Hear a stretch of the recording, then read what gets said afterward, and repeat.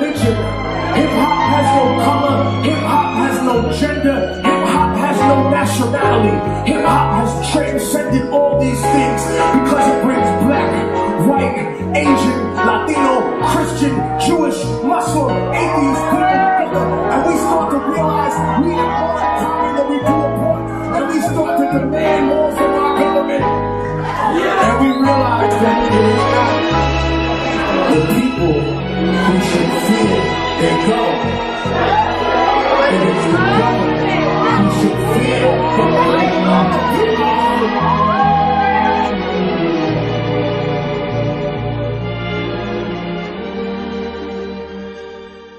It's your boy Young King, the real deal, Flow Sick, baby. You already know what time it is. Repping this 16, this London all the way to the top. We in Camden Town doing what we do best, you know what I'm saying? Trying to grind, trying to make this money.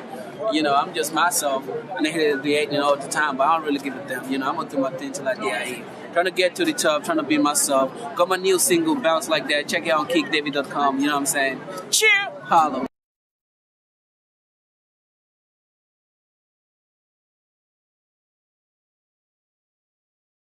So yeah, graffiti is, you know, graffiti is in my blood.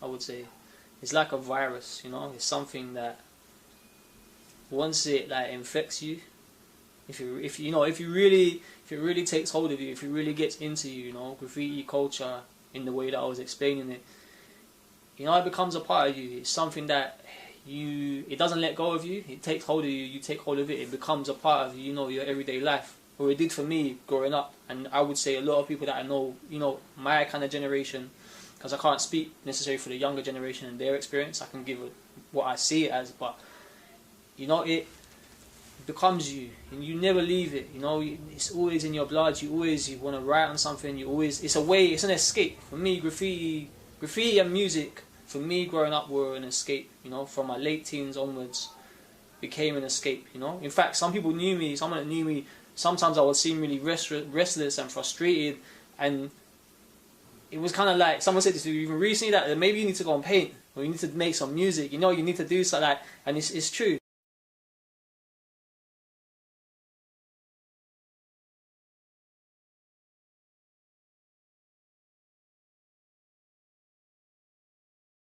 Lawyer today, and it's like if you don't have money, no one wants to hear what you have to say. I mean, you could be the worst case scenario, but because you don't have money, you can't do nothing because the world is based around those who have money. Don't listen to.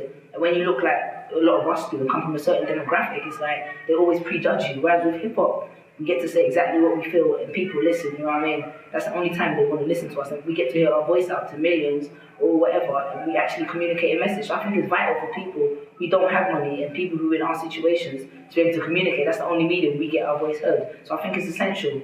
Any kind of music in general, but hip-hop particularly, it comes from that environment, that impoverished background whereby no one's listening to what the people are saying, and it kind of allows us to highlight issues. So I think it's definitely what we have right here this evening at Jazz Cafe is much more than just hip-hop music. It's more than soul, jazz, blues, R&B. It's more than grime or jungle, more than folk, more than blues. It's more than Kizomba, but for the now, Arabetta or Zouk.